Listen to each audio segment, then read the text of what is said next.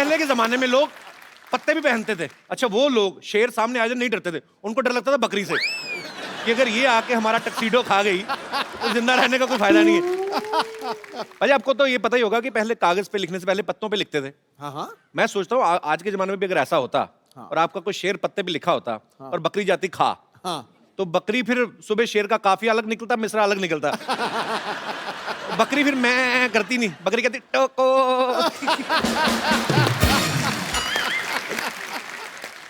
अच्छा, आजकल तो लड़का लड़की एक दूसरे को जानते नहीं, फेसबुक पे सीधा फ्रेंड रिक्वेस्ट भेज देते हैं। पहले के जमाने में जवान लड़कों को अगर कोई लड़की पसंद आती थी शादियों में, तो पहले किसी बच्चे को बताते थे, उसको चॉकलेट देते थे, फिर उसके हाथ में मैसेज भेजते थे।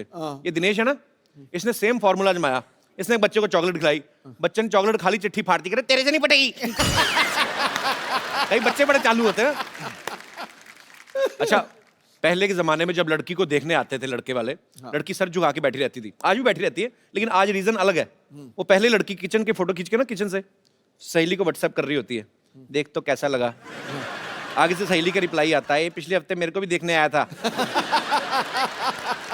मना कर देना, ये चाय बिस्कुट का शौकीन है, इस चक्कर में लड़कियां देखने जाता रहता है। अच्छा पाजी, जब ये लड़के वाले आते थे लड़की को देखने ना, तो ये चाचियां भाभियां होती ना जो, ये बड़ा डराती लड़की को। हाँ तो मुंह नीचे करके देखना, नहीं तो बेशर्म समझेंगे। और खुद ना आधा किलो दुपट्टा चबा जाती लड़के को देखते देखते, और खुद लड़के को पूरा ताड़ रही है तो बड़ा खूबसूरत, हमने भी अपने टाइम पे सर उठा के देख लिया होता तो हमें भी गोगा कपूर की जगह रणबीर कपूर मिल जाता। हाय, अपना कपूर तो खराब किया ही, बच्चे का कपूर भी टेढ़ा हुआ है। अच्छा, पहले जब शादियां फिक्स होती थी, लड़का लड़की तो एक दूसरे को देखते नहीं थे, कुछ चौथा रिश्तेदार जाता था अलग से ही, उन लड़की वालों को गांव में जाता था, उसको भी लड़की से नहीं मिलाते थे। वो लड़की की माँ को देख के आइडिया लगाता था कि लड़की भी ठीक ठाक रहेगी। अगर लड़की गलती से चलेगी मुच्छड़ बाप पे तो दूल्हे की किस्मत। दूल्हे को जाके सुहागरात में देखने को मिलता था, घूंघट उठाता था, तब पता चलता था कि लॉटरी निकली है कि पत्ते पिट गए। पाजी यहाँ पे बस नहीं होता था, अगर तो बीवी मनपसंद निकल आई तो 4-5 बच्चे हो ही जाते थे, और अगर मनपसंद नहीं निकली गुस्से में 7-8 होते थे। फिर खाना पकाने में कितनी मेहनत होती थी, जाओ जंगल में जाके 2 घंटे लकड़ियां ढूंढ के लाओ, फिर चूल्हा जलाओ, खाना बनाने में 4-5 घंटे। आजकल आप किसी तरह का भी खाना ऑर्डर कर दो, आपके घर में आधे घंटे में आ जाता है। फिर उसको पचाने के लिए आदमी को 2-2 घंटे लगते हैं, वॉक करती है, फिर सैर करते हैं, ट्रेडमिल पे भागते हैं, लास्ट में चूरन ही काम आता है। पहले के टाइम में घरों में एक ही टीवी होता था, मतलब कहाँ इतने टीवी होते थे। आजकल तो हर जगह अलग अलग टीवी है, सब अलग अलग बैठ के देखते हैं। अच्छा, कमरे में सारे इकट्ठे तभी होते हैं जब वाईफाई बंद हो जाता है कि क्या हुआ।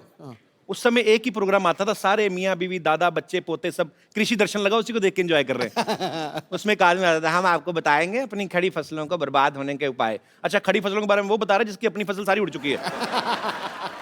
तो मतलब जब बच्चा होता था, दादा कहता था, ना तो मेरे पे गया ना तेरे पे, बच्चा ये जवार के बूटे जैसा क्यों है? तो कहता पापा जी सारा दिन बहू कृषि दर्शन देखेगी तो बच्चा जवार के बूटे जैसा ही होगा। पर एक बात है, ऐसी बात नहीं है कि टेक्नोलॉजी के फायदे नहीं है, नुकसान भी हैं कुछ।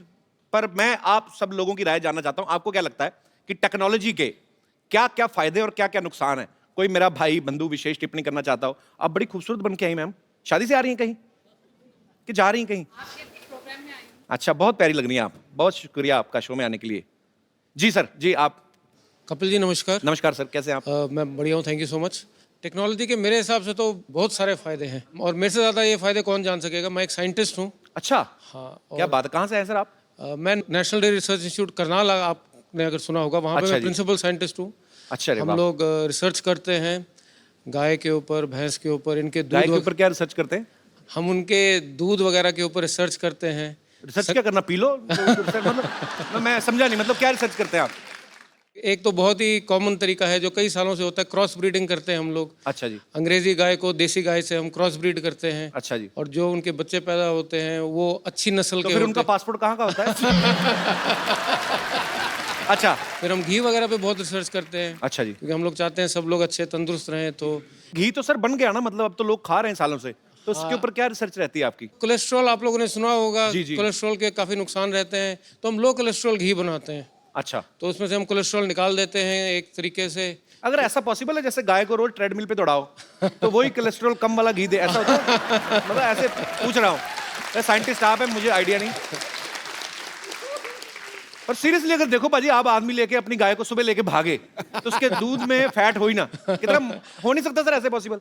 हाँ जी, हो थोड़ा बहुत तो खैर, उसको गाय अगर वर्जिश करेगी तो फैट उसका थोड़ा तो गाय को जिम ज्वाइन कराएं पहले। कहने का मतलब कि टेक्नोलॉजी का फायदा तो है जी, टेक्नोलॉजी अगर सही तरीके में यूज की जाए। मेरी तो दाल रोटी चलती है टेक्नोलॉजी। नहीं नहीं, बहुत अच्छी बात है सर, आपकी दाल रोटी चलती रहे और बहुत अच्छी चले। Thank you so much. घी डाल के खाया करें आप। Thank you so much. बहुत बहुत Thank शुक्रिया सर शो में आने के लिए, धन्यवाद।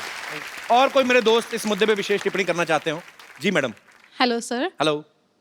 मैं अमृतसर से आई हूँ। अरे वाह, हमारे शहर से बहुत बहुत स्वागत है आपका। कहाँ पे रहती है अमृतसर में? अमृतसर में सिटी साइड नमक मंडी। नमक मंडी को नमक मंडी क्यों कहते हैं वैसे? नमक तो वहाँ मिलता नहीं नमक उधर से। ज्यादा अच्छा मिलता है इसलिए। किसने बोला? मैं भी इतने साल रहा हूँ, मुझे तो नहीं कभी नजर आया। हमारे तरफ आइए, हम आपको लेके देंगे। और एक लकड़ मंडी भी है, वहाँ पे कोई लकड़ी का कुछ हुआ ही नहीं है, ऐसे ही लकड़ मंडी। जी, तो आप क्या विशेष टिप्पणी करना चाहेंगी? एडवांटेजेस हैं उसके टेक्नोलॉजी के, पर बहुत सारे डिसएडवांटेजेस भी हैं। आजकल बच्चे बहुत ज़्यादा उस पर फोकस करने लग पड़े हैं। जी, जी। हम लोग उनको कहते हैं कि भाई चलो अपना होमवर्क मिला है, कुछ सर्च कर लो उसके ऊपर, जी। तो वो पढ़ाई के छोड़ के कोई डोरेमोन ढूंढ रहा होता है, कोई अपना कुछ ढूंढ रहा होता है। तो जी, इसके जी। बहुत साइड इफेक्ट्स हो रहे हैं बच्चों के ऊपर। ये तो है, सच्ची बात। आजकल ग्राउंड वो होती नहीं जो गेम, जो पहले जो कोई खेलते थे indoor मिट्टी में। हाँ, कोई हम नहीं बच्चे रही। मिट्टी में मिट्टी हुए पड़ते थे, 15-15 बच्चे। माएँ पहले 15 बच्चों को नहलाती थी, फिर अपना पहचान के लेके आती थी। वो सिस्टम ही खत्म हो गया है एक्चुअली। मेरा 1.5 साल का बेटा है, वो हर टाइम मोबाइल पे स्टिक रहता है। 1.5 साल का? हाँ, पर चलो, बच्चा मोबाइल पे बिजी रहेगा तभी तो उसका भाई बहन कोई आएगा। और ये बिल्कुल सही पॉइंट उठाया मैडम ने कि एक्चुअली ये माँ बाप के हाथों में है। आप अपने बच्चों को थोड़ा टेक्नोलॉजी से दूर रखें, थोड़ा बचपन एंजॉय करने दें, उसके बाद जब बड़े हो जाएंगे अपने आप सीख जाएंगे। चलिए, बहुत बहुत शुक्रिया मैम आपका शो Thank में आने you. के लिए। Thank you. और कोई मेरे दोस्त? जी भाई साहब। मेरा नाम प्रकाश है और मैं स्पेशली कुवैत से आपके शो देखने के लिए यहाँ आया क्या हूँ। बात है, बहुत बहुत स्वागत है जी, सर जी, आपका। एक्चुअली कपिल जी, मैं ये आपसे कहना चाह रहा था कि टेक्नोलॉजी से नुकसान ही है, फ़ायदे तो नहीं है। और इसमें ऐसा है कि जो लोग अपने आप को बहुत होशियार समझते हैं, शातिर समझते हैं, जी। क्लेवर समझते हैं, वो अभी क्लेवरनेस और वो शातिरपना अभी रहा नहीं है कपिल जी। उसका कैसे मुझे मेरे साथ एक वाकया हुआ है, उसका जी। मैं आपसे शेयर करना चाहता हूँ मेरा वाकया। एक दिन मैं अपनी कॉलीग फ्रेंड के साथ दुबई मॉल में परचेसिंग कर रहा था। कुछ चीज़ मुझे अपनी वाइफ के लिए भी पसंद आ गई। तो किसके साथ शॉपिंग कर रहे थे? अपनी फ्रेंड के साथ, जो वाइफ को नहीं बताया। जस्ट और फ्रेंड? जी जी जी जी सर। हाँ। और कुछ चीज़ मुझे अपनी वाइफ के लिए पसंद आई। अच्छा। मैंने परचेस की, मतलब व्हाट्सएप पे उसका फ़ोटो खींचा, वाइफ को भेजा। मैंने देखो आपको अगर पसंद आती है तो मैं ले आऊँ आपके लिए, ये 2-3 चीज़ें हैं। तो वाइफ ने कहा ठीक है, ये वाली मेरे लिए पसंद है, ले आओ। लेकिन उसने वो टैग पढ़ा, उस दुकान का नाम देखा और उसने इमीडिएटली ऑनलाइन कैमरा आजकल हर का अवेलेबल है ही सही जी। और उसने घर बैठ के देखा कि मैं किसके साथ हूँ, कहाँ हूँ, कैसे हूँ। और जब मैं घर वापस आया, उसने पूछा आप किसके साथ थे? मैंने कहा मैं तो किसी के साथ नहीं था, मैं तो अकेला था। बोला ये आपका वीडियो है, ये देखो, आप इसके साथ थे। तो ये टेक्नोलॉजी का आपको पर्सनली नुकसान हुआ ना? नहीं, हर शातिर इंसान को, Otherwise पर्सनली नहीं, हर शातिर इंसान को जो समझता है कि मैं होशियार हूँ या मैं शातिर हूँ या मैं क्लेवर हूँ, उसे नुकसान ही है। नहीं, बीवियों से ज्यादा शातिर नहीं हो सकते आप। ये तो, पर ये आपकी हिम्मत की मैं दाद देता हूँ। फ्रेंड के साथ गए, महिला मित्र के साथ, उसके सामने बीवी के लिए गिफ्ट ले रहे हैं, तो फिर दोनों जगह। अरे ना, जो आदमी ना हर तरह की डिश खाना चाहता है ना, वो भूखा ही मरता है। शुक्रिया शो में आने के लिए। Thank you. जी, और कोई हमारे दोस्त? जी भाई साहब। नमस्कार कपिल जी। नमस्कार जी, कैसे हैं आप?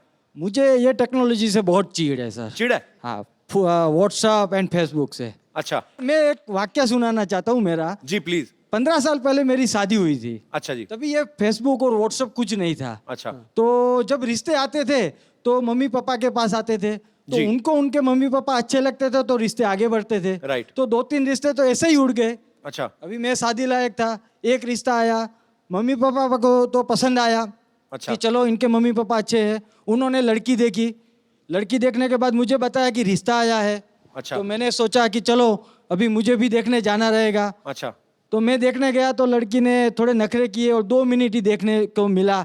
अभी उसमें कैसे पसंद करे? 2 मिनट में तो 3 घंटे भी देखोगे, लड़की तो वही रहेगी ना, बदलेगी लड़की थोड़ी तो ना। वही रहती है, मगर 2 मिनट में देखने में कैसे पसंद पर करेंगे? टेक्नोलॉजी का इसमें क्या लेना देना हुआ? सर आजकल फेसबुक हो गया है। हाँ। अगर लड़की का नाम आया फेसबुक पे, मैंने डाला हेतल, तो 10 हेतल आ जाएगी, उसमें से मैं चॉइस कर सकता हूँ अच्छा। कौन सी हेतल है। तो अगर तो आपको इस बात से चिढ़ है कि आपके टाइम पे वो क्यों हाँ नहीं जी था? सर, अगर 15 साल पहले ये आ गई रहती तो मैं सबसे पहले घर में देख लेता और मम्मी पापा को बोल देता मुझे ये हेतल पसंद है। अभी जिनसे शादी की वो पसंद है आपको? मेरे नसीब अच्छा था कि मुझे जो पसंद थी उसके साथ ही लड़की, उसके साथ ही शादी हो गई। नहीं, आपको बोलना पड़ रहा है ऐसा कि सच्ची में ऐसा नहीं है? नहीं सर, सच्ची में सच्ची में। अच्छा, यस सर। तो उनको साथ नहीं लाए? नहीं, साथ में आई है मेरी वाइफ, अच्छा, साथ कैसे में हैं ही है। आप? बहुत बढ़िया। चलिए, बहुत अच्छा लगा देख तो के आप उसके साथ लिए में मुझे हैं। बहुत चीड़ है। पर नहीं, अभी देखिए आपको तो अच्छी बीवी मिल गई ना, बीवी तो अच्छी आपकी मिल गई, पसंद की है। Yes sir. तो अभी चिढ़ क्यों कर? छोड़ो ना। मगर सर फेसबुक रहता तो और भी चॉइस मिलती ना सर। आप सुन रही हैं?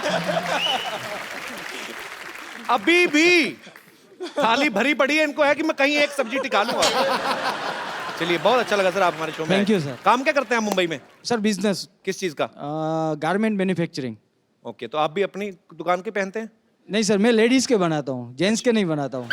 मेरी वाइफ को पहनाता हूँ। ध्यान रखा करो इन पे। आपने लेडीज के कपड़े ही क्यों चुने, जेंट्स के क्यों नहीं चुने आपने? सर उसका You एक racist? एक कारण है। यस सर, उसका एक रीजन है। जी। मैं आपको बताता हूँ कि जब शादी हो जाती है तो आदमी पहले सबसे पहले अपनी बीवी के लिए ही कपड़े खरीदेगा। जी। बाद में अपने बच्चे के लिए, जी। और कुछ बचेगा अपने पास तो अपने लिए खरीदेगा। आए, तो so sweet. बीवी लेडीज के कपड़े में कमाई ज्यादा होती है ना सर। पॉइंट है आदमी की बात में। चलिए, बहुत बहुत शुक्रिया आपका शो में आने के लिए। Thank you sir. मेरे पास एक बड़ा खूबसूरत सा गिफ्ट है भाई साहब के लिए। भाई साहब, आपको बड़ी प्रॉब्लम है, उस समय में ये नहीं होता था, वो नहीं होता था। मैं आपको एक फोन दे रहा हूँ, बड़ा खूबसूरत मोबाइल है, इसमें सब कुछ है। अपनी बीवी को छोड़ के जिसको मैसेज करना करिए। बहुत बहुत शुक्रिया sir. Thank you so much. Thank you, congratulation. पाजी, आज मुझे ना बहुत संभल के और बड़ा सतर्क रह के बोलना पड़ेगा। अरे भाई, फिर कॉमेडी कैसे होगी? कॉमेडी भले ही कम हो जाए पाजी, लेकिन थोड़ा सा मजाक गलत हो गया ना, मैटर सीरियस हो जाएगा। ओ, तो सुन, तू सच बोलियो। जी। जब भी द्वंद्व हो सीधा चलो, सच के रास्ते पे चलो, नैतिकता से कोई समझौता मत करो, कोई पीठ नहीं लगा सकता। क्या बात है। तो आज हमारे मोहल्ले में वो महान शख्सियत आ रही हैं जिन्होंने हिंदुस्तान को एक नई दिशा दी और देश के हित में हमेशा ही अपनी आवाज उठाई।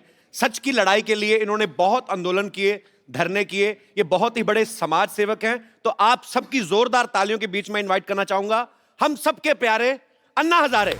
अन्ना, आपका हमारे शो पे बहुत बहुत स्वागत है। आज मुझे अपने आप पे गर्व हो रहा है कि मैं अन्ना के साथ खड़ा हूं। अन्ना, आप आइए, यहाँ पे विराजमान हो जाइए। नहीं नहीं, रोक यार, रोक। देखो, लोग यहाँ पे आते हैं, आज मेरा वहां जाने का दिन। आज पूरी दुनिया में ईंट का जवाब पत्थर से देने के लिए लोग तैयार बैठे हुए हैं। ऐसे में अहिंसा को हथियार बना के सत्य के मार्ग पर चलने वाले लोग बहुत कम है दुनिया में। अन्ना, हमें आप पे बहुत गर्व है। अच्छा, मैंने जो अन्ना को देखा है, जितना समझा है, मुझे ये विश्वास हो गया कि सच में बहुत बड़ी ताकत होती है। एग्जाम्पल आपके सामने है। पाजी, मैं तो कहता हूं थोड़ी देर के लिए आप भी अन्ना के पास आके बैठ जाओ। आप यकीन नहीं करेंगे, इनके बगल में बैठने वाले सीएम भी बन जाते हैं।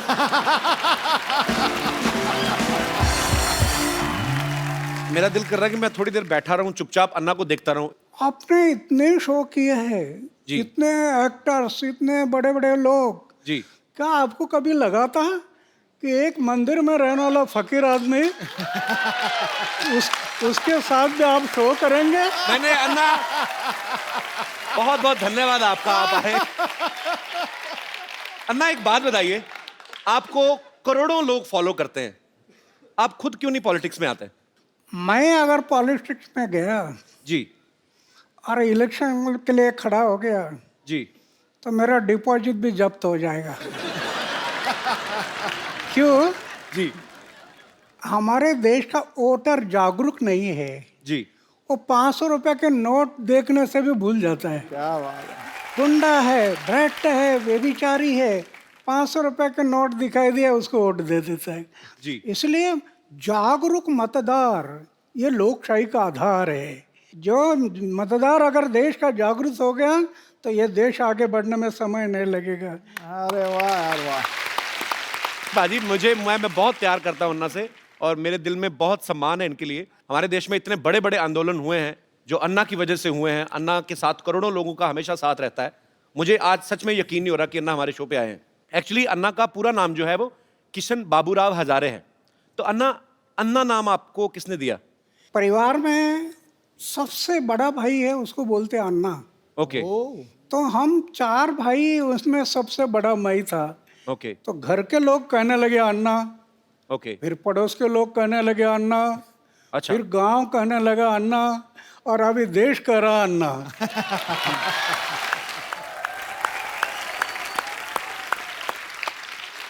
अन्ना, जितना मैं जिंदगी को समझता हूं, जितना मैंने देखा है, मेरी शादी हुई नहीं, आम आदमी जो है, अच्छा आम आदमी भी आजकल आप बोलते हो तो अपने आप खास हो जाते हो।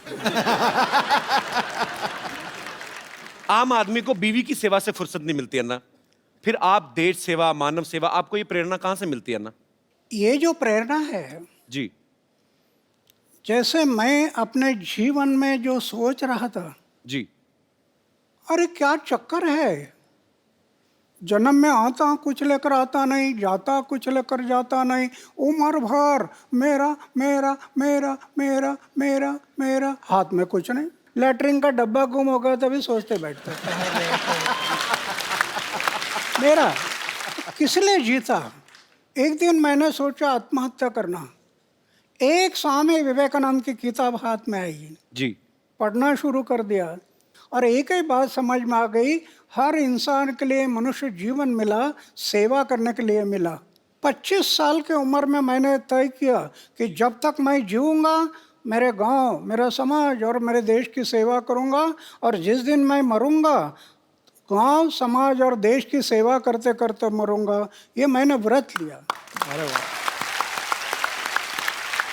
तो आपका जो प्रश्न है बीवी का, अभी मैंने सिर्फ शादी किया नहीं, लेकिन परिवार छूटा नहीं। जी छोटा 4 दीवारों के अंदर एक छोटा सा परिवार मैं करना था, जी वो छोटा ना करते हुए बड़ा बन गया। क्या बात है। पूरा देश परिवार हो गया। अच्छा अन्ना, आपको याद है आपने आज तक कितने आंदोलन अनशन किए होंगे आज तक पूरी जिंदगी में? जब मैंने तय किया कि जब तक जीऊंगा समाज और देश के भलाई के लिए जीऊंगा, जी तो समाज के भलाई के लिए, देश के भलाई के लिए 16 बार मैंने अनशन किया। वाह। राइट टू इन्फॉर्मेशन, ये कानून जो बना पहले हमने बनाया, वो क्या बात है। राइट टू इन्फॉर्मेशन पूरे देश में अभी लागू हो गया, गरीब लोगों को न्याय मिलने लगा। जी ऐसे महाराष्ट्र में 8 कानून बनाए। अभी अभी लोकपाल का बिल जी। सरकार नहीं कर रही थी, रामलीला मैदान पर बैठ गया जी और आंदोलन शुरू किया। सरकार एक एक बात के लिए डरती है, जी वो सिर्फ मोर्चा और धरने से नहीं डरती, सरकार सिर्फ गिरने से डरती है। ये डर जब लगता है ना, तो ऐसे कानून बनाती है सरकार।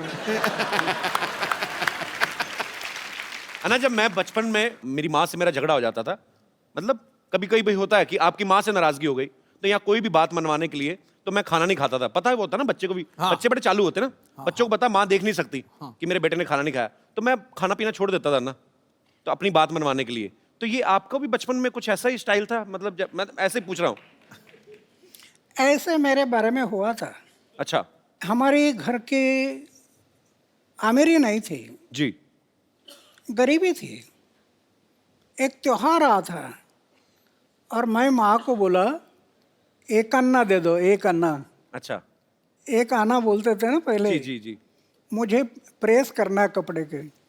माँ बोले अरे कपड़े को प्रेस क्या करता, मन को प्रेस करना चाहिए, कपड़ा तो क्या है ये मैला हो जाता है, मन को दाग मत लगने दे, मन को तजला रखना। तो मैं थोड़ा गुस्सा हो गया। अच्छा। तो माँ ने मुझे चाटा लगा दिया। मैं दौड़ गया घर से।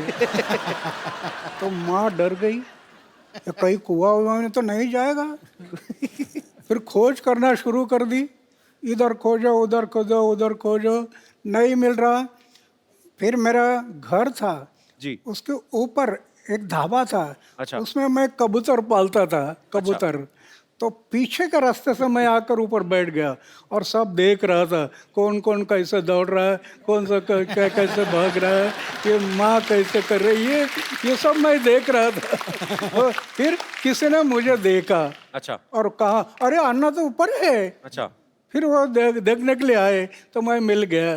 तो ऐसे बात हुआ था मैं भी एक बार माँ के साथ, लेकिन वो माँ है, जी बिल्कुल। वो माँ है। हाँ तो फिर भगवान ही हो गया ना। तो तो मतलब खाना पीना नहीं छोड़ते थे आप बचपन में? नहीं नहीं, खाना तो रहे खाना तो छोड़ता था समाज के भले के लिए। जब अनशन पर बैठता था जी। तब खाना छोड़ता था। क्या बात है। हर इंसान की अपने दिल और दिमाग के बीच लड़ाई चलती है। अन्ना के दिल और पेट के बीच लड़ाई चलती है। पेट को जैसे ही पता चलता है ना कि दिल ने ये डिसीजन लिया है कि मुझे अनशन करना है, पेट को टेंशन हो जाती है कि अब मैं भूखा रहूंगा, क्योंकि दिल ने तो डिसीजन ले लिया। तो अन्ना इतने इतने दिन, कई कई दिन तक आप खाना नहीं खाते हो, तो कैसे आप, कौन सी शक्ति है जो आपको ऊर्जा देती है? समाज और देश के भले के लिए मरने की तैयारी रख दिया ना जी। तो दिन गिनने की जरूरत नहीं। वाह। अच्छा ना, मैंने खुद टीवी पे देखा है, करोड़ों लोग सड़कों पे आ गए थे जब अन्ना का 4 साल पहले आंदोलन शुरू हुआ था।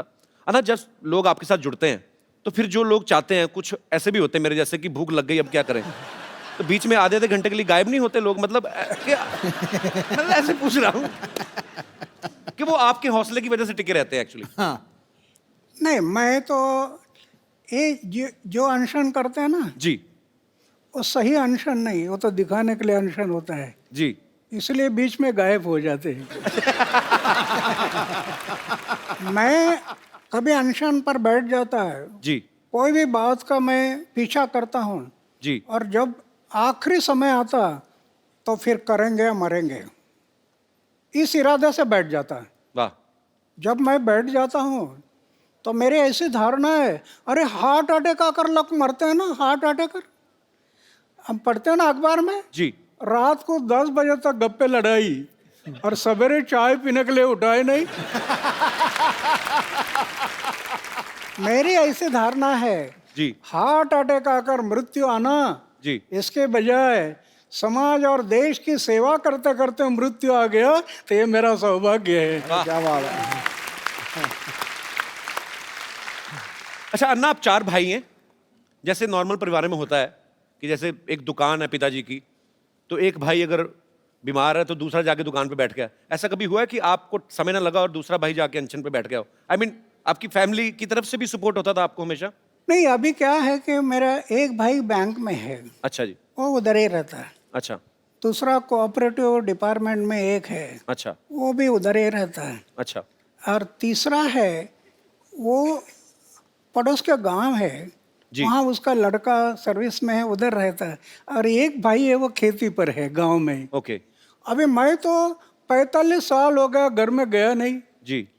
मेरे भाई के बच्चों का नाम क्या है मुझे पता नहीं अभी तक। ये आपको यकीन नहीं होगा जी। करोड़ रुपए की योजना अपनाई, करोड़ रुपए की, बैंक बैलेंस नहीं। वाह। मुझे राष्ट्रपति ने पद्मश्री, पद्मभूषण, अमेरिका, दक्षिण कोरिया, कनाडा, कहाँ कहाँ अवार्ड मिल गए, करोड़ रुपए से ज़्यादा अवार्ड मिल गए कैश। जी। उसका मैं ट्रस्ट बना दिया। वाह। 12 साढ़े 12 लाख रुपए इंटरेस्ट आता है हर साल। अच्छा। दुखी पीड़ित लोग हैं उनके सेवा में लगा देता हूँ, कुछ रखता नहीं। सिर्फ सोने का एक बिस्तर है और खाने का प्लेट है, मंदिर में रहता हूँ जी। लेकिन मैं अनुभव करता हूँ, अरे लखपति करोड़पति को जो आनंद नहीं मिलता होगा वो मैं अनुभव करता, कितना आनंद है। अन्ना, जैसे आप देश हित में काम करते हो, कई कई दिन तक आप अनशन करते हैं, आंदोलन करते हैं, आप पूरे देश में भ्रमण करते हैं। अगर आपकी शादी हुई होती तो बीवी तो 1-1 घंटे बाद फोन करके पूछती। शादी तो वो तो पूछती बीवी तो। यही तो खतरा मुझे लग रहा था।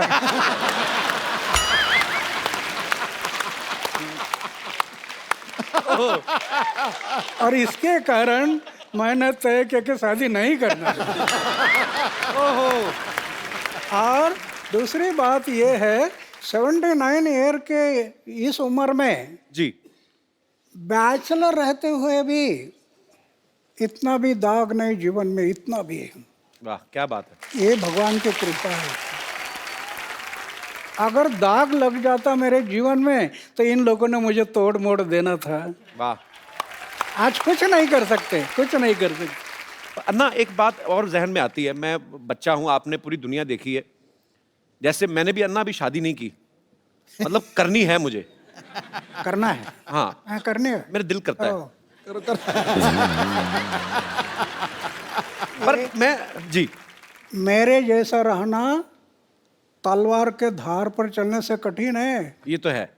बहुत, ये मन बड़ा चंचल है, कब धोखा देगा पता नहीं। सही बात है। अच्छा ना, लेकिन हमारा जो समाज है, जैसे आपने निर्णय लिया कि मुझे शादी नहीं करनी है, लेकिन रिश्तेदार जो होते हैं ऊपर से ज्यादा प्रेशर करते हैं, तो आपके रिश्तेदारों से कैसे बचे फिर आप? बहुत हुआ। अच्छा, माँ एक लड़की अल्लाह कराते हैं दिखाने के लिए, अच्छा, मैं बोलता ये पसंद नहीं है। अच्छा, दूसरे आया, पसंद नहीं है। मतलब देख लेते थे आप? रिश्तेदार भी कई लड़की दिखाने के लेकर आते हैं, अच्छा, मैं बोलता पसंद नहीं है। ये लोग सब कहने लगे इसके दिमाग पर कोई असर हो गया, अच्छा। ये पागल हो गया। वो उस टाइम पर उन्होंने मुझे पागल में निकाला, ये मेरे लिए अच्छा हो गया।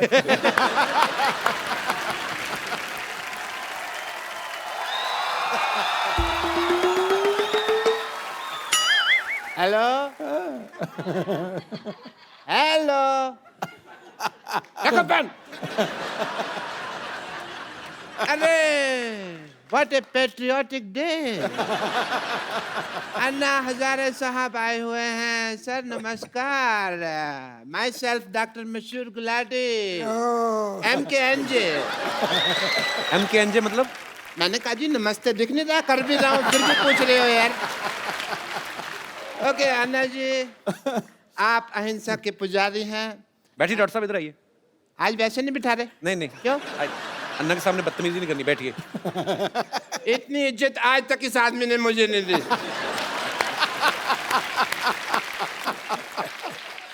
आपका रौब तो है, मानना पड़ेगा। आप अहिंसा के पुजारी हैं and I must tell you Anna Sahab, मैं भी बहुत अहिंसा को मानता हूँ, पर मेरे को लोग मारते हैं, मैं उनके ऊपर हाथ नहीं उठाता। क्योंकि मेरा हाथ पहले मरोड़ देते हैं, मेरा उठता ही नहीं। एनीवे अन्ना जी, मैं आपका बहुत बड़ा फैन हूँ। मैंने आपके जैसा सच्चा ईमानदार इंसान नहीं देखा कभी जी। और मैंने आपके जैसा झूठा 420 नहीं देखा कभी। आप अन्ना के फैन कैसे हो सकते हैं? एक भी आदत है आप में अन्ना जैसी? अरे क्या बात कर रहे हो यार। और मैंने ना अन्ना की तरह समाज सेवा करने का ठान लिया है, पता है आपको। मैंने ना गरीबों में राशन बांटा, आपको पता है। और बाद में अन्ना दुकानदार ने पीटा इनको, क्योंकि उसका राशन बिना पूछे बांट रहे थे ये। फिर मुझे नहीं पता था ना कि दान देने के लिए पूछने की जरूरत होती है। मैंने तो ये सुना था कि राइट हैंड से दान दो तो लेफ्ट हैंड को पता नहीं चलना चाहिए, तो मैंने ये बाएं हाथ जेब में डाल लिया। पर दुकानदार ने देख लिया, फिर दाएं बाएं दोनों से उसने मुझे पीटा। खैर छोड़ो इस बात को। आपको पता है कि एक बार मैंने 4 लोगों के साथ मिलके एक बुजुर्ग आदमी को सड़क पार कराई है। तो आप अकेले भी करा सकते थे, 4 लोगों की क्या जरूरत थी? वो मान नहीं रहा था ना सड़क पार करने को, तो जबरदस्ती की मैंने। मैंने कहा इसकी सुनेंगे तो हम तो कभी समाज सेवा कर ही नहीं पाएंगे ना। आपको इस बात के लिए मार पड़ सकती है डॉक्टर साहब। आप अहिंसा के पुजारी यहाँ बैठे हुए हैं और तुम हिंसा की बात कर रहे हो। अच्छा अन्ना जी एक बात बताइए, आप अनशन पे बैठते हैं, धरने पे बैठते हैं, आपको कोई कुछ नहीं कहता, मेरे को उठा के बाहर फेंक देते हैं, ऐसा क्यों? तुमने कब दिया धरना? तो झूठ बोल रहे हो आप तो। मैंने धरना दिया ना, वो पब्लिक गार्डन में 200 दिन धरना दिया मैंने। अन्ना इसने पता क्या किया? ये पब्लिक गार्डन में बैठ गए, बैठे बैठे इन्होंने वहां पे जाके कमरा बना लिया एक। उसको धरना थोड़ी, उसको तो कब्जा बोलते हैं। कमरा नहीं बनाया था, 2 BHK बनाया था वहां पे। अन्ना ये आदमी बहुत झूठा है, ये नकली डॉक्टर है, इसके पास ये डिग्री भी फर्जी है। फर्जी? चुप कर रहे हो, फर्जी डिग्री कैसी है? मैंने 10,000 रुपए में खरीदी है ये डिग्री। Get out! पाजी आपको पता है,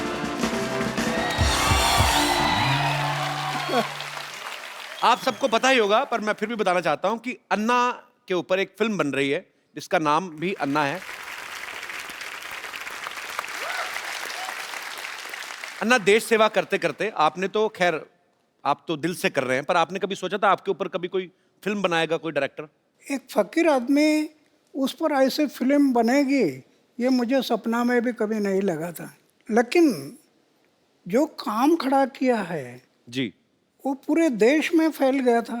जी और हमारे जो रविंद्र जैन के भाई है मनेंद्र जैन, जी उनको लगा कि ये काम समाज के सामने जाना बहुत ज़रूरी है। बहुत जरूरी है। जी वो मुझे बताने लगे कि ऐसे ऐसे फिल्म बनानी है जी और उसमें जो काम करने वाले लोग हैं जी इन्होंने इतना मेहनत किया। मैं फौज में था, बर्फ में रहा, 7 साल बर्फ में रहा, जी तो मैंने 6 डिग्री माइनस हिमालय में उधर जाकर इन्होंने शूटिंग किया। तो ऐसे कई जगह पर जो काम हुआ वो जनता देखने से उनको जरूर इसमें प्रेरणा मिलेगी, नव युवकों को प्रेरणा बिल्कुल मिलेगी। बिल्कुल। आप फिल्में वैसे देखते हैं कभी अन्ना? अभी मैं फिल्म नहीं देखता, पहले देखते थे? पहले जब आप- देखता था। मेरी उम्र थी 13-14 साल की, तब मैं फिल्म देखता था। अच्छा। और भाई ऐसा देखता था कि नया फिल्म का फर्स्ट शो अरे क्या बात है। अगर फर्स्ट शो चला गया तो मुझे इंटरेस्ट नहीं आता फिर क्या बात है, सबसे पहले देखनी है। उस टाइम पर। अन्ना मैं आपको कुछ फोटोग्राफ्स दिखाऊं, आप पहचानेंगे कौन है? ये है अन्ना टीवी में, इनको पहचानते हैं आप? हाँ, दिलीप कुमार जी है। अरे क्या बात है। और दूसरी एक और दिखाइए। अन्ना इनको पहचानते हैं आप? हाँ, ये उस टाइम पर इतना नहीं थे। इनका नाम पता है आपको? हाँ, नाम तो अभी भूल गया है पर लेकिन जानता हूँ। अन्ना ये शाहरुख खान है। शाहरुख खान, शाहरुख खान है। अन्ना इनको पहचान रहे हैं आप? वैजयंतीमाला है। ये अपना वो दिलीप कुमार और वैजयंतीमाला साथ में थे ना फिल्म जी में। जी जी। नया दौर में कौन थे? नया दौर। क्या बात है, नया दौर में जी। और दिखाइए। अन्ना इनको जानते हैं आप? अन्ना ये मुझे बहुत अच्छी लगती हैं। मतलब अच्छे तरीके में अच्छी लगती है, मतलब बहुत अच्छा काम करती हैं ये। अच्छा, अन्ना ये दीपिका पादुकोण है। दीपिका। दीपिका हाँ, बहुत प्यारी है अन्ना। ओके। पर अन्ना उस समय आपको कौन सी हीरोइन ज्यादा मतलब अच्छी लगती थी आपको, खूबसूरत? नहीं उसमें क्या है ये जैसे हीरोइन है तो मैं उनका काम पर देखता था, उनके हाव भाव, उनके एक्टिंग, वो मुझे जो पसंद आते थे। जी देखने के लिए अच्छे लगते, ये मुझे अच्छे नहीं, उनका काम। कप्पू और कप्पू हे कप्पू, क्या है? वो किशन जी आने वाले थे, आए क्या?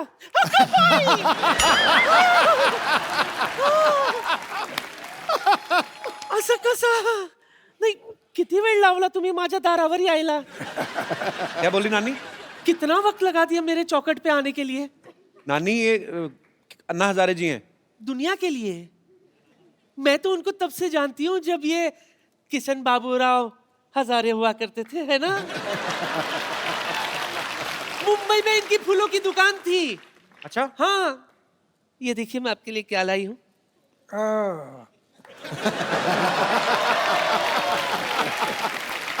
आपको याद है मैं रोज आपकी दुकान से एक फूल खरीदा करती थी? अभी तो 60 साल बीत गए, अभी कहाँ याद करोगे? रोज इनके दुकान से एक एक फूल इकट्ठा किया करती थी मैं, फिर उसका वरमाला बनाती थी। फिर एक दिन गाय आकर पूरा पूरा वरमाला खा गई। मेरा सपना धरा का धरा रह गया। लेकिन सच कहूं मुझे उस बात का बिल्कुल भी अफसोस नहीं है। मुझे तो इस बात की खुशी है कि अगर आपकी शादी होती ना, वो लड़की बहुत खुशनसीब होती, क्योंकि उसको खाना कम बनाना पड़ता था ना, क्योंकि हर वक्त आप तो अनशन पे बैठे रहते है ना। नानी इनको घर नहीं बसाना था ना, इनको देश बसाना था, इसलिए उन्होंने शादी नहीं की। लेकिन मेरे अरमान तो अधूरे रह गए ना। हाँ एनीवे मुझे इस बात का बहुत अफसोस है कि मैं आपकी नहीं हो सकी, लेकिन इस बात की खुशी है कि आप देश के हो गए। हाँ, इसलिए तो मैं भगवान के आभार मानता हूँ कि मैं पूरा देश का बन गया। सच सच सच सच सच। इसलिए मेरे लिए तो आपके चरणों की धूली काफी है। नानी एक मिनट, नहीं। वो स्वच्छ भारत अभियान से जुड़े, उनके चरणों में धूल है ही नहीं। हाँ, उनके वो साफ सुथरे रहते हैं, साफ सुथरे। चलो माफी मांगो अन्ना से। अन्ना जी माफ करना।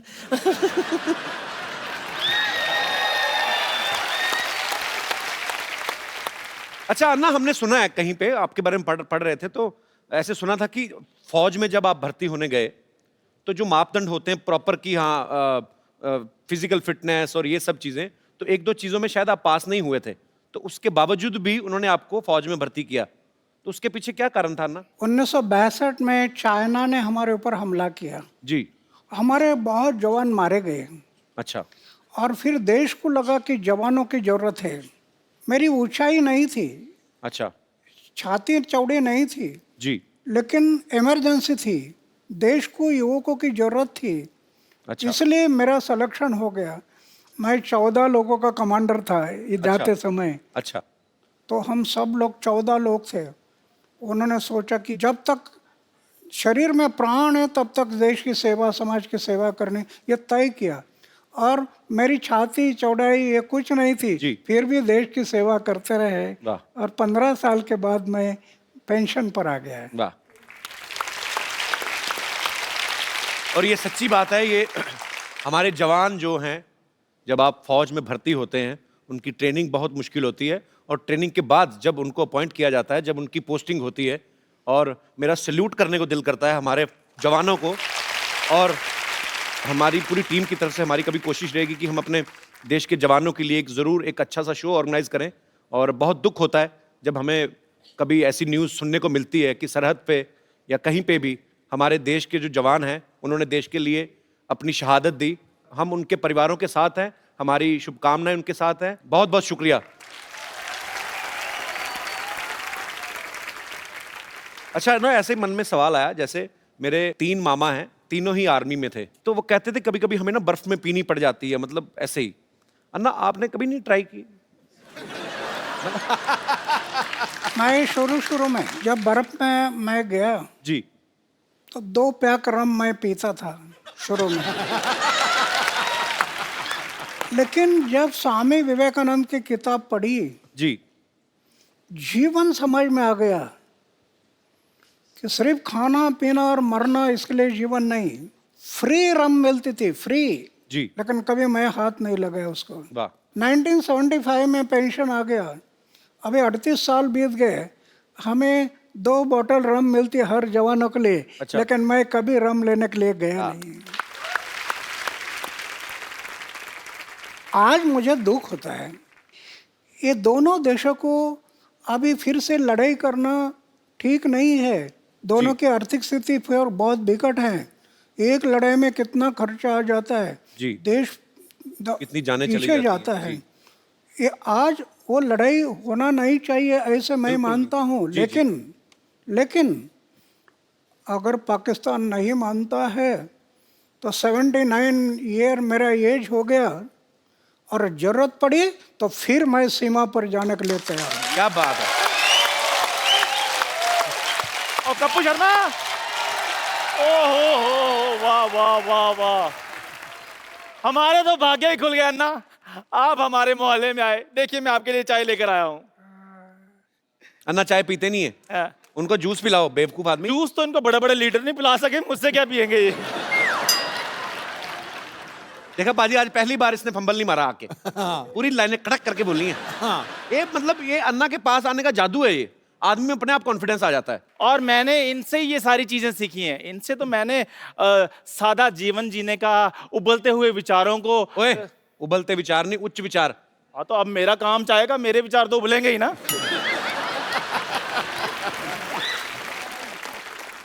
अन्ना, वैसे मैं भी बड़ा सिंपल सा हूँ, लेकिन आपको जब देखता हूँ ना तो मेरे में अंदर एक अजीब किस्म का कॉन्फिडेंस आ जाता है।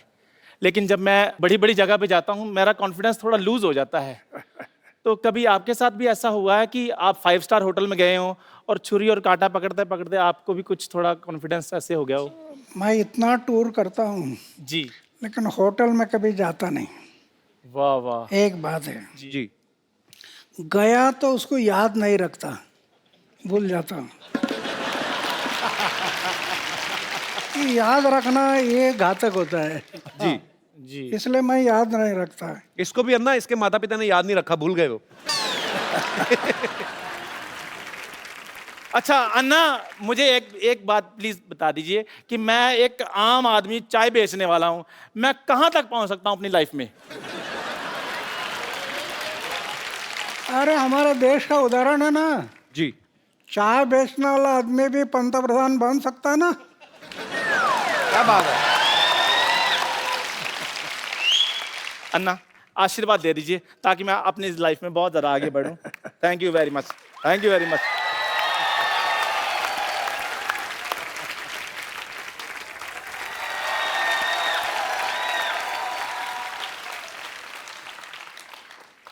कपूर भैया, क्या है?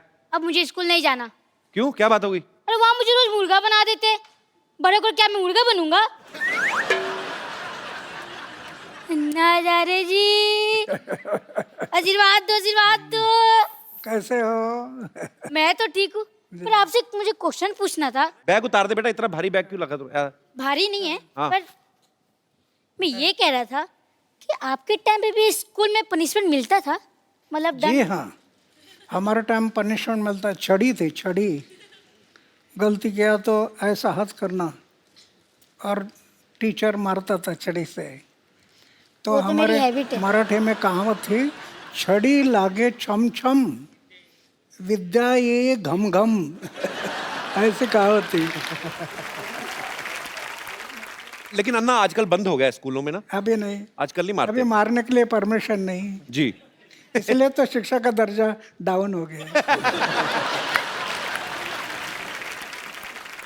अन्ना ये मेरे को बड़े सवाल इसने मुझे बोला था कि मैं अन्ना से पूछना चाहता हूँ। जैसे आजकल ना बच्चे मोबाइल पे ज़्यादा गेम्स खेलते हैं, तो अब ये बच्चों की तरफ से ये सवाल था कि आप बचपन में क्या खेल खेला करते थे? हम तो गांव में लगोरी थी, लगोरी। अच्छा। ये पत्थर एक के ऊपर एक रखना, हाँ और उसको तोड़ना। हाँ फिर ईटी डांडू, वो हाँ, डंडा वो और डंडे ईटी गिल्ली के साथ। गिल्ली डंडा। घुमाना। फिर खो खो, हाँ कबड्डी, जी। ऐसे खेल हम लोग खेलते थे। तो शरीर भी फिट रहता था। हाँ, आप मोबाइल वगैरह सब सीखना है, लेकिन साथ साथ चारित्र को संभालना, आचार शुद्ध रखना, विचार शुद्ध रखना, जीवन निष्कलंक रखना, दाग नहीं लगना जीवन में, बेदाग जीवन है, तो आप कल के महापुरुष बन जाएंगे। अच्छा बेटा, समझ में आई अन्ना की बातें ना? चलो पाँव छुओ, आशीर्वाद लो, चलो।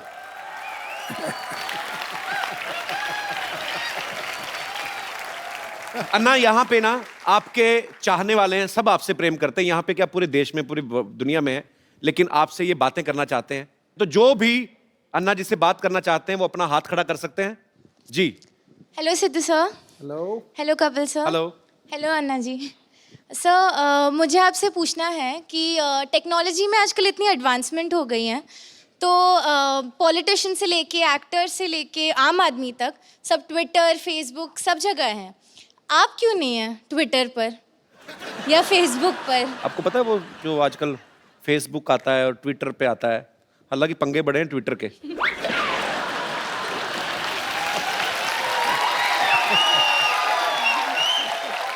नहीं, मेरा ये दुर्भाग्य है कि मैं ज़्यादा पढ़ाई नहीं कर सका, लेकिन विज्ञान ये बढ़ते जा रहा है, दुनिया में आश्चर्यजनक प्रगति हुई है, टेक्नोलॉजी में बहुत डेवलप हो गया है। एक तरफ विज्ञान ने अंतरिक्ष में प्रवेश किया, लेकिन दूसरी तरफ अध्यात्म ने अंतरिक्ष अपने अंदर भी प्रवेश करना जरूरी है।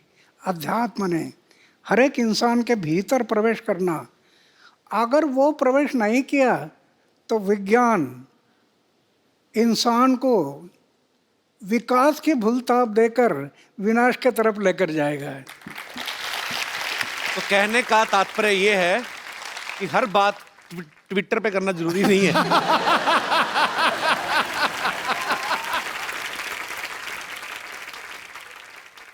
चलिए, बहुत बहुत शुक्रिया शो में आने के लिए। Thank you, ji, sir. और कोई मेरे दोस्त? जी भाई साहब। कपिल जी नमस्कार। नमस्कार सर, कैसे हैं आप? बिल्कुल बढ़िया। मैं बोकारो झारखंड से आया हूँ। क्या करते हैं आप? मैं विधायक हूँ बोकारो में, एमएलए हूँ मैं। अच्छा, एमएलए हैं। बहुत बहुत स्वागत है आपका। Thank you. अन्ना को मेरा प्रणाम है। और अभी आपने कहा अन्ना कि राजनीति से मैं दूर रहना चाहता हूँ, अगर मैं चुनाव लड़ूंगा तो मेरे जमानत जब्त हो जाएंगे। आपको या आपके जैसे विचार के लोगों को, अच्छे लोगों को राजनीति में आनी चाहिए। क्या यह समय की मांग नहीं है कि नौजवानों का आप आह्वान करें कि देश हित में भ्रष्टाचार रोकने के लिए, देश की एकता और अखंडता को मजबूत करने के लिए अच्छे नौजवान, राष्ट्र हित का सोच रखने वाले नौजवान आगे आए भारत माता की सेवा करने के लिए? नहीं, ये जरूरी है। मेरी ऐसी धारणा है, नवयुवकों ने राजनीति में जाना जरूरी है, ऐसे मुझे लगता है।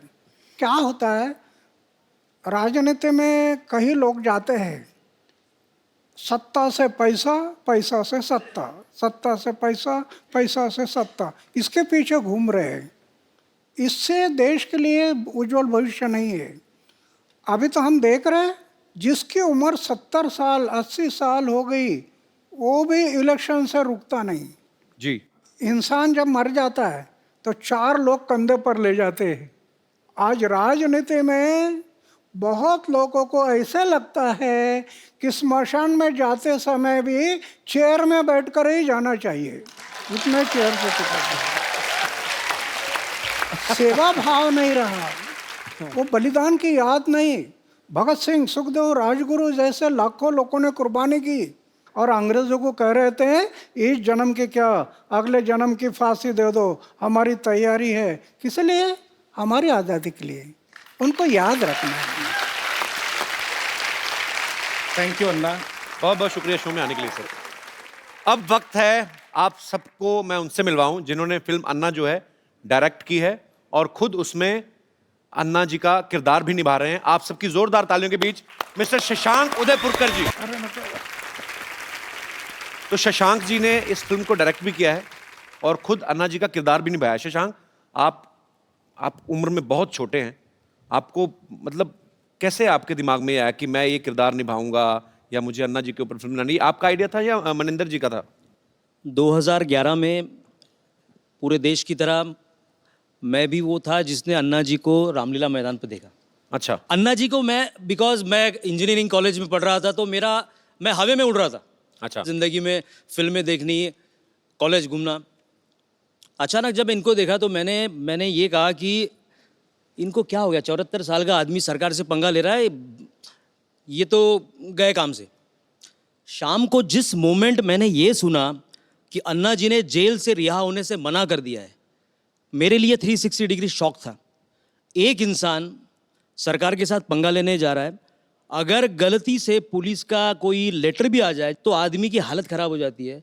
अन्ना जी कहते हैं कि ना मैं जेल से निकलूंगा और मैं यहीं अनशन शुरू करूंगा। मैं समझ गया था ये बिरला व्यक्तित्व है और ये जो चाहे वो कर सकते हैं।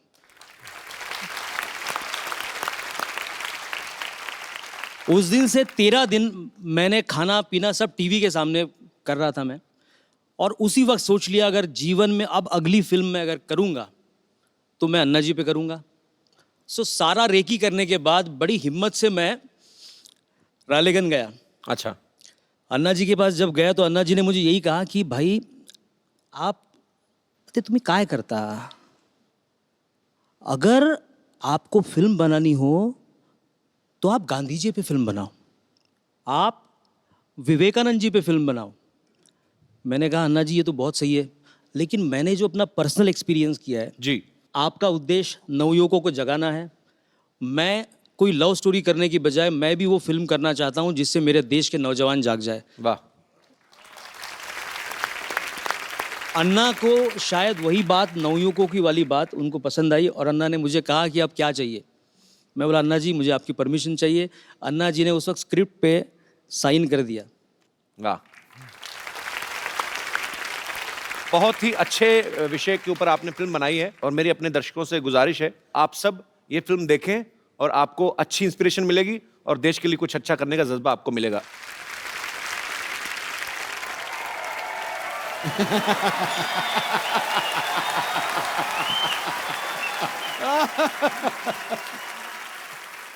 हमारा मांगे पूरी करो, हमारे मांगे पूरी भरो। अरे क्या मांग है? यहाँ करो चल रहा है, भरो नहीं चल रहा है, मुद्दा कुछ और है, समझे? अरे तो हमारा मुद्दा अलग है, वो आपका मुद्दा है, और वैसे भी आपका मुद्दा बहुत ही गंदा है, इस पे थोड़ा मेकअप लगा के ठीक करो अपने मुद्दे को। फालतू बात नहीं करो, मुद्दा वही रहेगा मांग पूरी करने का। तुम्हारा भैया हमारा मांग पूरी नहीं करता है। अरे तो कैसे करेंगे? इनके मांग पूरी करते करते हमारे भैया खुद मांगने पे आ गए हैं। परसों के दिन पे लिपस्टिक खरीदने के लिए इनके लिए लिपस्टिक खरीदे, अपना बनियान बेचना पड़ा उन्हें। झूठ बोल रही है, तुम्हारे भैया तो बनियान पहनते ही नहीं है। अरे तो बेच दिए हैं तो कहाँ से पहनेंगे? चल अभी बनियान छोड़, अन्ना जी बैठे हैं वहाँ, उनका आशीर्वाद ले ले। चल आजा। अन्ना जी नमस्ते। रिंकू देवी हमें संतोष ननद हमारी। चल अभी अनशन पे बैठते हैं। चलिए अभी बैठ। तुम लोग अनशन कर क्यों रहे हो? क्या चाहिए तुम लोगों को? हमको सलमान खान चाहिए, दिला दो। क्या बात कर रहा है? ये तो हो गई इस साल की सबसे फालतू बकवास। हाँ। आगे बताओ। तो अन्ना जी बहुत परेशान हैं, जो हमारे मर्द हैं, इनके जो भैया हैं, हमको बिल्कुल प्यार नहीं करते। ऐसा क्या हम में कमी है जो हमको प्यार नहीं करते? अन्ना जी इसके मुंह में करप्शन है। अब ध्यान से देखिए, है किसी और का, लगता किसी और का है। तो भगवान ने तुम्हारा खराब करके भेजा काम, तो क्या करे? नहीं यकीन सिद्धू भाई से पूछ लो। नहीं ना, उनसे पूछने का जरूरत नहीं है, वो तो कोहली का बैटिंग में भी कमी निकाल देते हैं। हमारे मर्द हमको बिल्कुल प्यार नहीं करते, ना तो हमारी तरफ देखते हैं, ना हमारी बात सुनते हैं। ना उसका एक रीजन है, भैया का कहना है कि वो ना बुरा देखेंगे, ना बुरा सुनेंगे और ना बुरा बोलेंगे, लेकिन ये है कुछ ना कुछ इधर उधर से मैनेज करके बुरा बुरा उन्हें सुनाती रहती हैं। हाँ। हम क्यों ना बुरा सुनाए, आप खुद बताइए। हमको कहते हैं कि घूंघट ओढ़े बिना घर के बाहर नहीं जाना। तो वो तो समाज के भले के लिए कहते हैं ना। आपकी शक्ल देख के स्कूल के बच्चे भी तो डर जाते हैं।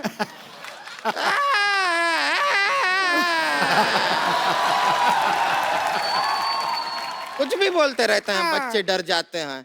अरे ऑफिस जाने वाले बड़े बड़े मूंछ वाले लोग भी डर जाते हैं। तुम्हारे भैया तो नहीं डरते हैं मुझसे। तो उनकी मूंछ भी किधर है? पहले मूंछ हुआ करती थी, पैसा का जरूरत पड़ा तो लाला ने कहा कि मूंछ रख दो, पैसा ले जाओ, तो मूंछ उतार दिया। अच्छा चलिए छोड़िए, बहुत ज्यादा छीछा लेदर हो गया है। अभी आप अपना अनशन जो है वो तोड़ दीजिए। चलिए कोई सिर इधर लाते, सिर पे तोड़ती हूँ। अरे नहीं, अरे ऐसे थोड़ी अनशन तोड़ते। ए लीजिए, आपके लिए लेकर आए हैं, ये पी के अनशन तोड़ दीजिए। अभी शुरू नहीं हुआ तोड़ भी दिया। इतना ही होता है लंबा, इससे लंबा अनशन हमसे। ये तो नारियल का तेल है। हम नारियल का पानी ही ला रहे थे, वो नारियल थोड़ा ज्यादा दब गया हमसे, तो तेल निकल आया। चलो कोई बात नहीं, पानी से तो महंगा ही होता है तेल। अच्छा है, अच्छा। वैसे छोटी छोटी बात पे लड़ती हैं, आज इतनी लड़ाई नहीं कर रहे तुम लोग। बड़ा मैं हैरान हूं। आज अन्ना जी आए हुए हैं, हम यहाँ पर लड़ाई नहीं करेंगे, बिल्कुल नहीं करेंगे। अच्छा। आज के पूरा एपिसोड के एंड तक बिल्कुल लड़ाई नहीं करेंगे। आज वैसे भी 2 अक्टूबर है, तो आपके लिए कुछ प्रस्तुति करें। मैं अपने दर्शकों को बताना चाहता हूं कि मनिंदर जैन जी प्रख्यात म्यूजिक डायरेक्टर रविंदर जैन जी, ये उनके छोटे भाई हैं। धन्यवाद, बहुत बहुत धन्यवाद। तो मनिंदर जी, शशांक आपसे मिले थे आपके ये आइडिया लेकर? शशांक मुझको मिला, पहली मुलाकात में मैंने हाँ कर दी। लकीली उस समय मेरे बड़े भाई रविंद्र जैन जी मेरे साथ में थे जी। उन्होंने भी सुना और उन्होंने तुरंत उसी समय 2 लाइन गाई थी, कोई तो है जो देश की चिंता करता है। उसी समय उन्होंने बोला था और मुझसे कहा था कि जाओ तुम इस फिल्म को जरूर बनाओ। वो मेरी इसकी शुरुआत थी। इस फिल्म में अन्ना जी जब 9 साल के थे तब इनकी माँ ने सिखाया, संस्कार दिए। इसके बाद मिलिट्री में रहे। तो ये जो एक 9 साल के बच्चे से लेकर के 79 ईयर्स तक का जो सफ़र है वो हमने किस तरह से दिखाया है, अगर आप इसको देखेंगे तो आप ताज्जुब कर जाएंगे। मेरा मन है कि इस फिल्म को देख करके अगर हमारे देश में कुछ और अन्ना, कुछ और गांधी जी पैदा हो जाएं तो मेरा बनाना सफल हो जाएगा। कपिल जी सर, बहुत बड़ी कॉज में आप हमारे सहभागी बने हैं सर। इसी के लिए मेरा मन है कि मैं आपको कुछ भेंट करूं। जी प्लीज, अगर आप कहें तो मैं ऊपर आऊं। जी प्लीज। Thank you.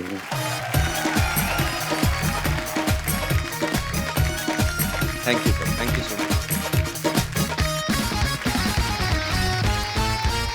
अन्ना, हमारे शो में एक रवायत है, जो भी सब आते हैं हम लोग एक सेल्फी जरूर लेते हैं, आप सबके साथ भी एक।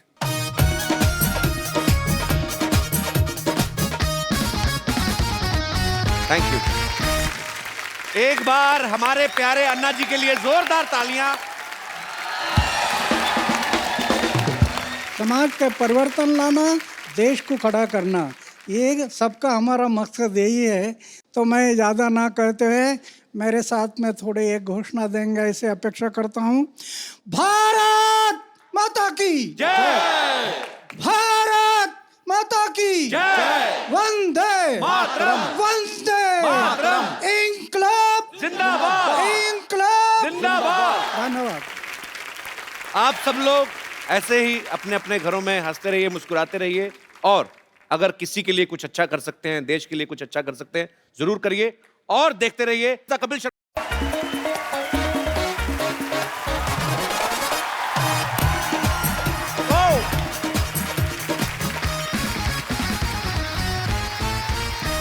Good evening and welcome to the Kapil Sharma show. पाजी, आज महात्मा गांधी जी का जन्म दिवस, आज के दिन नेशनल हॉलिडे होता है, हर इंसान को छुट्टी मिलती है, लेकिन सही मायनों में देश को छुट्टी मिलनी चाहिए आतंक से, क्राइम से, बेरोजगारी से, और तभी ये सही मायनों में एक सच्ची श्रद्धांजलि होगी बापू गांधी को। पहले हम अज्ञानता के गुलाम हुआ करते थे, आजकल टेक्नोलॉजी के हो गए बाजी। आप देख लो, पहले जो आदमी पढ़ा लिखा नहीं होता था, हर जगह अंगूठा चलाता था। हाँ। अब टेक्नोलॉजी इतनी बढ़ गई है कि अंगूठा दोबारा वापस आ गया है। आप किसी ऑफिस जाओ, कॉर्पोरेट ऑफिस में जाओ, आप अंगूठा दिखा के एंट्री होती है। हाँ। वीजा लगवाने जाओ, अंगूठा लेते हैं। हाँ। हर जगह अंगूठा चलता है। पहले आप देख लो, अंगूठा किसी को दिखाते थे तो लगता था ठेंगा दिखा रहा है। हाँ। आजकल लाइक का सिंबल हो गया ये कि आई लाइक इट। देख लो, आप खुद देख लो। एक जमाने में पाजी, एक गुरु ने अपने शिष्य से अंगूठा मांग लिया था, उसने दे भी दिया था। आज कोई गुरु मांग के देख ले, शिष्य कहेगा भाई 4 वाली चाहिए, 4 उंगलियां ले लो, अंगूठा नहीं मेरे को देना, क्योंकि अंगूठे के बिना काम ही रुक जाएगा पाजी। सारा व्हाट्सएप, और आजकल की दुनिया में टेक्नोलॉजी जो है इतनी हावी हो गई है, मोबाइल फोन्स, आदमी का मुंह सर ऐसे झुका रहता है बाजी। लोगों को लगता है कि बेचारा संस्कारी है। आजकल बिना अंगूठे के कोई काम हो ही नहीं सकता। पहले आदमी बाथरूम जाता था, 5 मिनट में काम खत्म किया, बाहर। अभी आदमी मोबाइल लेके जाता है, 1-1 घंटा लगा रहता है, सारी ईमेल पढ़ेगा, जवाब देगा, मतलब पेट और इनबॉक्स साथ में खाली करके आता है। तो अगर वो साथ में चार्जर लेके गया तो समझो शो 3 घंटे चलेगा। अच्छा, कई आदमी अंदर फोन भी रिसीव करते हैं, हेलो, अच्छा बाथरूम में आती है एको, तो सामने वाला भी समझ लेता है, वो कहता है आप पहले कर लो फिर बात करते चलो। यार। अच्छा, पहले लोग फेस टू फेस बात करते थे, आजकल घर में आप देख लो, परिवार के आपस में जो मेंबर है वो मोबाइल पे बात कर रहे हैं। जिनके घर पे एक बच्चा है, जिनको प्राइवेसी नहीं मिलती, तो बाप बाहर ड्राइंग रूम में बैठा है, माँ बच्चे को सुलाने गई है, बाहर से मैसेज करता है, मुन्ना सो गया तो आऊं? अंदर से रिप्लाई आता है, आ जाओ, मम्मी सो गई है, मैं मोबाइल पे खेल रहा हूं। रंग में बांग। आजकल देख लो, जो काम करने जो भाई आते हैं वो भी बड़ा मोबाइल फ्रेंडली हो गई हैं। एक किसी मेम साहब ने पूछा है, तो कल काम पे क्यों नहीं आई? ये साहब, मैंने ना कल साहब का स्टेटस पढ़ा था फेसबुक पे, लिखा था इट्स रेनिंग फीलिंग रोमांटिक, तो मैंने सोचा काहे को डिस्टर्ब करने का। मतलब कुछ भी हो रहा है। आजकल तो लोग मोबाइल से पैसे भी ट्रांसफर कर देते बाजी। पहले के जमाने में अगर कहीं किसी को पैसे लेके जाना होता था, आदमी की जान सूखी होती थी। और अगर एक शहर से दूसरे शहर जाना है तो मरा होता था अंदर से वो, कि यार कैसे लेके जाऊंगा। तो मैं देखता हूं, पुराने बुजुर्ग अपनी बनियान के अंदर भी जेब रखते थे, कुछ पैंट के अंदर चोर जेब, कहीं तो लंगोट में छुपा के लेके जाते थे। लोग बोलते ना, पैसा किसको चुपता है? उसको चुपता था जो लंगोट में लेके जाता था। और चलता भी ऐसे था। अगर कोई पूछता था क्यों भाई, दाद है? नहीं, दाद नहीं, जायदाद है।